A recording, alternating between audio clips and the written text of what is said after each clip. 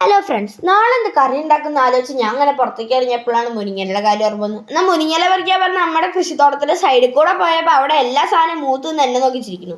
എന്നാൽ പിന്നെ അതിനെ വെട്ടിക്കൂട്ടാൻ പറഞ്ഞ് ഞാൻ ആദ്യം പോയി വെണ്ടക്കയുടെ കഴുത്ത് വെട്ടി. അത് കഴിഞ്ഞപ്പോൾ അമ്മ തോട്ടിയും കൊണ്ട് വരുന്നു. ഈ തോട്ടിയും കൊണ്ട് പണി പറഞ്ഞ് ഞാൻ മരത്തിന് കൊണ്ടേ നോക്കിയപ്പോൾ അതിൻ്റെ മുകളിൽ ഒരു കുമ്പളങ്ങ കയറിയിരിക്കുന്നു. എന്നാൽ കുമ്പളങ്ങേനെ വിളിച്ച് താഴെ ഇടാൻ പറഞ്ഞ് ഞാൻ അതിനെ താഴെ പളിച്ചിട്ട് എന്നിട്ട് അതിനെ എടുക്കാൻ പോയപ്പോൾ എൻ്റെ കയ്യിൽ ഫുള്ള് മുള്ളു കുത്തി കയറി കഴിച്ചു. കാരണം ആളൊരു ഭീകരനായിരുന്നേ.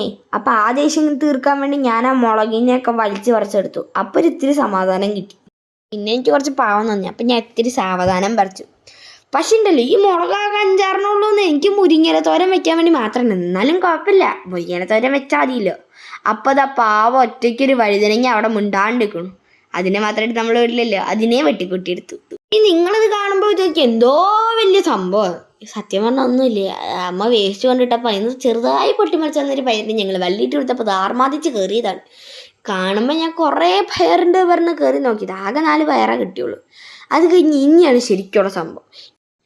ഇപ്പം ഞാൻ നിൽക്കുന്നത് എൻ്റെ വീട്ടിലെ മതിലിൻ്റെ മണ്ടയിലാണ്. അവിടെ ഒരു കടപ്ലാവ് ഉണ്ടായിരുന്നു, അതിൽ നിറയെ കടച്ചക്കയുണ്ട്.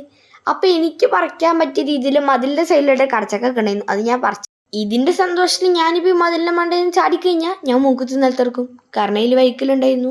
അതുകൊണ്ട് ഞാൻ പയ്യാണ് ഇറങ്ങിയത്. പിന്നെ ഇതാണ് ഞങ്ങളുടെ കടപ്ലാവ്, ഇതാണ് ഞാൻ പറിച്ച കടച്ചക്ക. പിന്നെ ആദ്യം പറിച്ചു വെച്ച മുരിങ്ങനെയാണ് നിങ്ങൾ ഈ കാണുന്നത്. അപ്പം ഇത്രയേ ഉള്ളൂ ഇന്ന് പറിച്ചു വെച്ച പച്ചക്കറികൾ. അപ്പം ശരി, ബായ്.